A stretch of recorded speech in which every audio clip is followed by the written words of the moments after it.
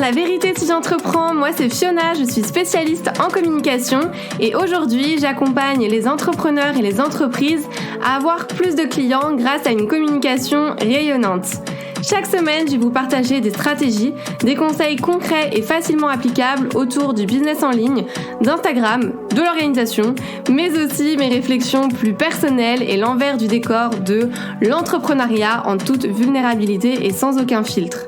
Si tout ça vous parle, alors bienvenue, vous êtes au bon endroit et maintenant c'est parti pour l'épisode étincelant du jour. Hello et bienvenue dans ce nouvel épisode. Aujourd'hui on va aborder un sujet qui risque d'intéresser beaucoup de monde puisqu'on va parler de fixation des tarifs, tarification, etc.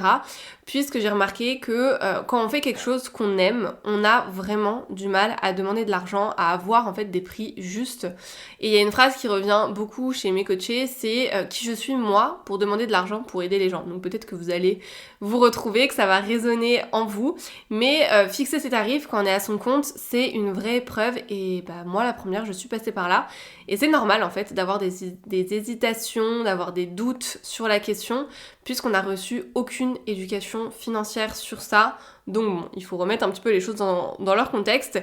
Et en fait, il y a beaucoup de personnes qui culpabilisent de fixer des prix un peu plus élevés, encore plus dans le bien-être, je trouve, où les personnes se disent que ça devrait être accessible à tout le monde. Et ça, en fait, c'est une grosse croyance. Donc dites-vous déjà que le fait de fixer des prix justes, ça vous permettra, de vous respecter, et deux, d'avoir des personnes vraiment engagées qui respectent votre temps, qui respectent votre travail tout simplement. Et encore une fois, la notion de cher, elle est très liée en fait au rapport à l'argent à la personne, donc c'est très personnel. Et que ça soit trop cher ou pas assez cher, dites-vous que les extrêmes de toute façon, ça pose toujours problème. Donc dans cet épisode, je vais vous partager les erreurs que je vois le plus souvent dans un premier temps. Je crois qu'il y a 4 erreurs si je ne me trompe pas. Et puis ensuite je vous partagerai des conseils pour vous aider à trouver le juste prix pour vous. Donc écoutez bien jusqu'à la fin. Aïe. L'erreur numéro 1, c'est de fixer ses prix par rapport à ses concurrents. Ça, c'est une erreur que moi-même j'ai faite en démarrant et je pense qu'on est beaucoup d'ailleurs à l'avoir fait. Mais demandez-vous tout simplement à quel moment le prix des autres est juste pour vous. Voilà, quand on fait ça, en fait, on cherche la facilité, la sécurité à travers les autres, alors que nous, on veut se responsabiliser, on est à notre compte, on veut un prix qui dépend vraiment de la valeur qu'on propose, et ça dépend en fait de personne d'autre, mis à part vous-même. Donc ça, c'est la première erreur que j'ai relevée. Ensuite, erreur numéro 2, c'est de faire moins cher que ses concurrents. Ça rassure en fait de se mettre moins cher que ses concurrents parce qu'on se dit qu'on aura peut-être plus de clients, qu'on vendra peut-être plus facilement. Et après, il y a aussi les excuses où j'allais dire je vois, enfin j'entends plein d'excuses, mais je vois plutôt. Ça serait j'ai pas beaucoup d'expérience, je vais être accessible, je refais. Je crois que je vais tout refaire.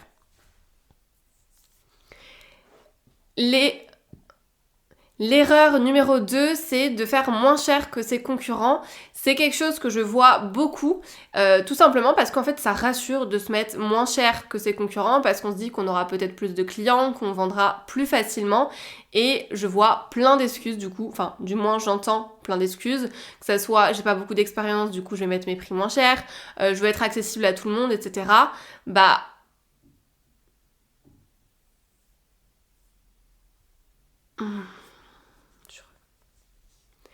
Et des excuses par rapport à ça, j'en vois plein, enfin j'en entends plein, c'est j'ai pas beaucoup d'expérience, je veux être accessible à tout le monde, etc.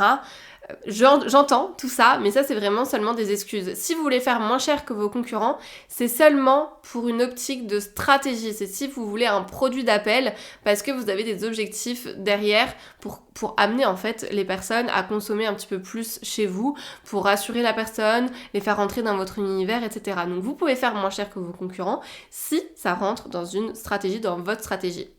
Mais dites-vous que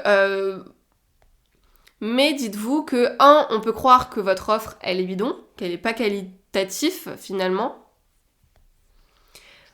Mais dites-vous que si vous avez des tarifs du coup moins chers que vos concurrents, on peut croire déjà que votre offre elle est bidon, qu'elle est pas quali, parce que justement c'est moins cher et en plus vous allez attirer à vous des clients chiants, voilà, pas vos clients idéaux. Et encore une fois, je le comprends totalement parce que je suis aussi passée par là, mais dites-vous que le prix va impliquer en fait la personne dans le processus.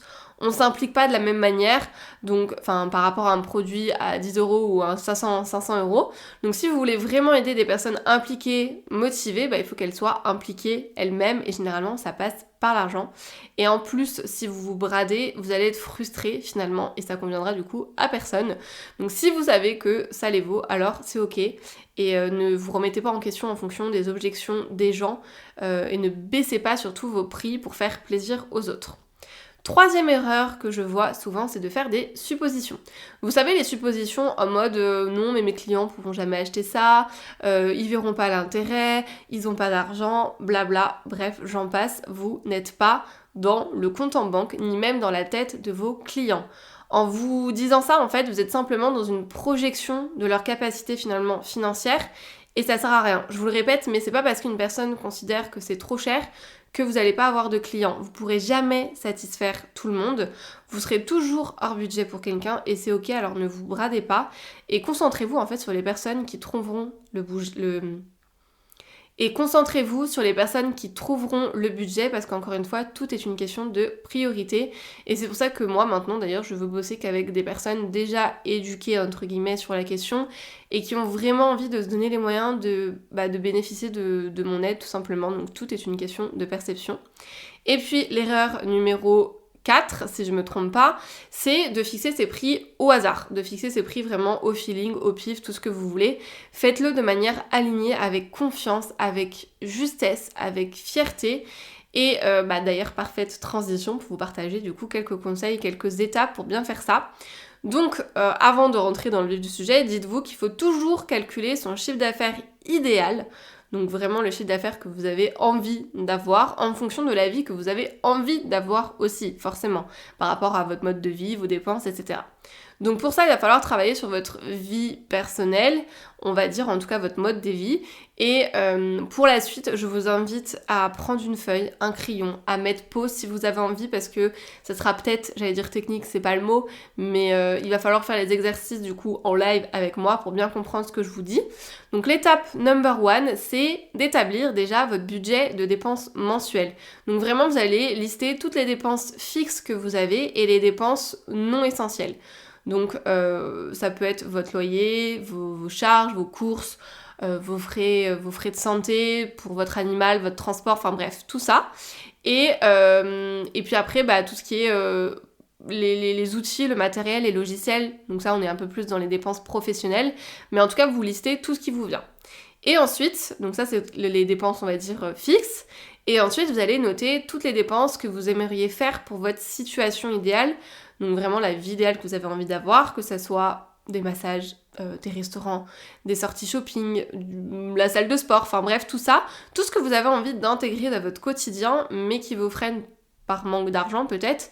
Et quand vous avez ce montant, vous allez additionner du coup votre budget de dépenses mensuel que vous avez, on va dire, acté et votre budget pour votre vie idéale. Donc imaginons, par rapport à tous ces calculs, que ça nous donne 1500 €. Ok, on va partir sur cette base-là. Donc il me faut 1500 € pour avoir mon mode de vie idéal par mois. Ensuite, l'étape numéro 2, c'est on va venir calculer notre objectif en fait de chiffre d'affaires et pour ça il va falloir prendre en compte les moments, bien sûr, où on va pas bosser. Donc les vacances, les jours off, les jours où on sera malade parce qu'on sera peut-être malade, la retraite, etc. Donc en gros, l'argent qu'on va mettre de côté, qu'on va garder en trésorerie.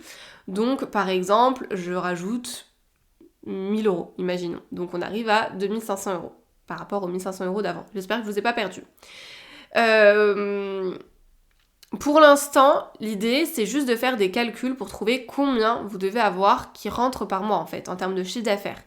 Maintenant que vous savez combien vous devez avoir pour vivre votre vie idéale, on va dire, c'est-à-dire 2500 €, on va continuer nos petits calculs en prenant en compte les autres charges. Donc pour avoir le montant de votre chiffre d'affaires idéal, vous allez ajouter les cotisations, les impôts, La CFE, si vous êtes auto-entrepreneur, on va compter 32% à peu près, par exemple, si on compte 22% de cotisation et 10% pour les impôts sur le revenu et la CFE.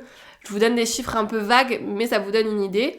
Et du coup, on va rajouter les 32% à mes 2500 € de charges. Et du coup, mon chiffre d'affaires idéal, donc le chiffre d'affaires que je devrais atteindre, sera de 3300 €, si je ne me suis pas trompée dans les calculs. J'ai juste ajouté 32% du coup à mon CA. Donc là, l'objectif de chiffre d'affaires à viser, ça serait 3300 €. Troisième étape, quand on a cet objectif de chiffre d'affaires, maintenant, il va falloir estimer le temps que vous avez pour bosser et pour effectuer vos prestations. Donc là, c'est focus vraiment prestation de service. Désolée pour les personnes qui vendent des produits physiques. Imaginons, vous voulez bosser 50 heures par mois pour vos clients. Donc vraiment pour vos clients, le temps dédié à vos clients. Il va falloir voir par rapport à vos offres combien de temps ça vous prend.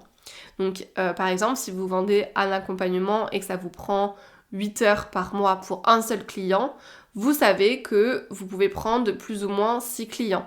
Parce que du coup, si vous faites 50 divisé par 8, ça fait 6. Donc hop, on divise notre objectif de chiffre d'affaires qui est de 3300 €. Donc on va dire 3500 pour arrondir.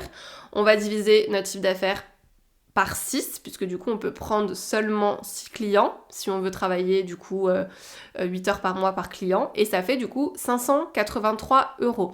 Donc si j'ai un accompagnement sur un mois, je pourrais me dire ok, je vais mettre mon offre du coup à 583 €. Mais c'est là où c'est un peu plus touchy, on va dire, parce qu'il va falloir prendre en compte plusieurs choses dans votre tarif qui sont dures à tarifer, que ça soit votre expérience, votre expertise, etc. Donc à ce tarif-là, pensez toujours à ajouter les bénéfices aussi que vous apportez à vos clients, que ce soit des bénéfices tangibles, c'est-à-dire quantifiables, donc le retour sur l'investissement, le gain de temps, etc. Mais aussi et surtout d'ailleurs les bénéfices tangibles, donc votre réactivité, la disponibilité, l'autonomie, etc. Et pour vous aider à fixer vos tarifs, prenez toujours en compte ce qui se fait déjà sur votre marché, votre positionnement, est-ce que vous avez envie d'être plutôt entrée de gamme ou alors premium, votre situation par rapport à vos envies et besoins, donc ça reprend encore une fois votre mode de vie, et puis tout ça vous allez rajouter la valeur ajoutée de ce que vous faites, donc votre expertise, votre expérience, vos compétences, votre rapidité d'exécution, votre efficacité, votre pédagogie, vos retours clients, parce que tout ça, ça rassure ça rassure les personnes et ça donne envie de travailler avec vous. Alors oui, il faut prendre le compte. Parce que tout ça, ça rassure et ça donne envie de travailler avec vous tout simplement. Donc il faut le prendre en compte. Une personne qui a 100 000 abonnés, qui a plein de retours clients, aura sûrement des tarifs plus élevés qu'une personne qui a 50 abonnés sur Insta, qui démarre et qui n'a pas du tout de retours clients pour l'instant. Dites-vous que vous vendez vous et pas uniquement votre temps. Donc c'est important aussi de partir de vous, de votre expérience et de ce que vous apportez tout simplement. Et surtout, on arrive à la quatrième étape, le quatrième conseil, c'est quand vous avez défini votre prix, demandez-vous si vous êtes en accord avec ce tarif et si vous êtes aligné avec. Parce qu'en fait, pour vendre efficacement, vous devez être à l'aise avec le tarif que vous allez demander.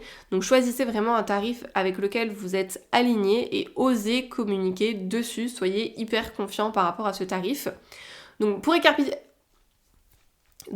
récapituler un petit peu tout ça, premier conseil, on va dire, choisissez un tarif qui permet de vous rémunérer correctement une fois toutes les charges passées. Donc c'est pour ça que c'est important de bien tout lister, toutes les dépenses que vous avez. Ensuite, deuxième conseil, c'est de prendre en compte le matériel, les outils utilisés pour travailler, parce que ces frais-là doivent être couverts par vos prix. On doit le prendre en compte en fait dans les tarifs que vous allez